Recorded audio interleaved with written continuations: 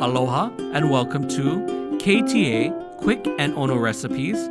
I'm Chef Grant Sato, and today I'll be preparing for you fried big rice noodles with sweet soy. Place the chow funn in a bowl and drizzle the sweet soy sauce over the noodles and carefully toss the noodles until they are evenly coated. Heat a medium-sized sauté pan on high and add in the oil.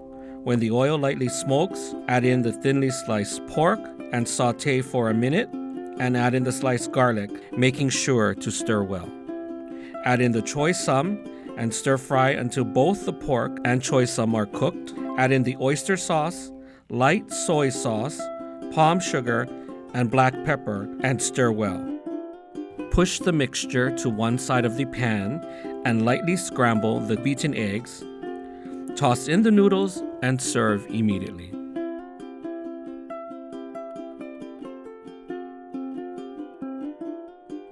For this recipe and more, please visit ktasuperstores.com/recipes.